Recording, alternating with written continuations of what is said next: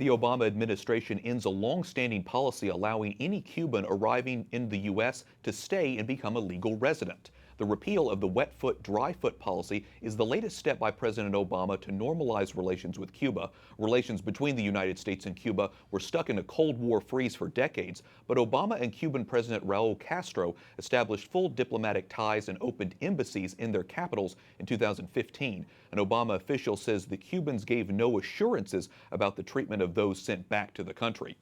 Joining us now is Frank Calzon, Executive Director of the Center for a Free Cuba. So, Frank, this policy was put in place by President Clinton back in 1995. Now this is being reversed. What kind of impact do you think this will have on Cuban Americans? Very little impact. Clinton put that in place because he wanted to limit the law, which is the Cuban Adjustment Law. And according to the policy, some Cubans were being returned to Cuba anyway. Well, how in general do Cuban Americans feel about the wet foot, dry foot policy? Well, I think there's a discussion about it, but the way it was handled is, I think there's consensus that we do not like Mr. Obama. Talking to Raul Castro, the Cuban dictator knew the details of what Mr. Obama was going to do, while the U.S. Congress, the American people, and the media were kept in the dark. Well, how have people in Cuba reacted to all of this? This is a horrible thing. The Cuban government claims that the reason Cubans escape is because the United States welcomes them.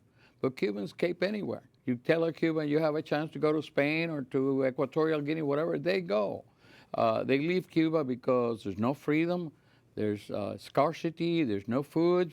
They leave Cuba because of a failure of a revolution that originally had promised human rights and progress. President-elect Donald Trump has been tougher on Cuba, at least that's what he said on the campaign trail. Do you think Trump will reinstate that policy?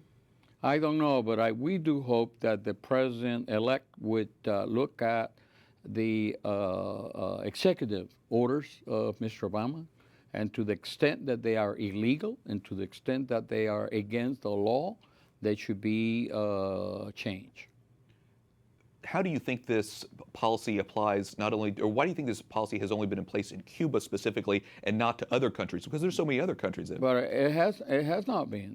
This policy was put in place when Poles were running away from communism in Poland, when Hungarians left, when people were jumping the Berlin Wall, when Soviet Jews going to come to America. And it's in that context that the Cubans got a special treatment. I don't believe that we have a Salvadorian Adjustment Act or a Mexican Adjustment Act. And yes, there are millions of people fleeing to America because of poverty and desperation. The same thing will continue to apply to Cuba. Frank Calzon, Executive Director for the Center for a Free Cuba. Thanks so much for your insight. Thank you, sir.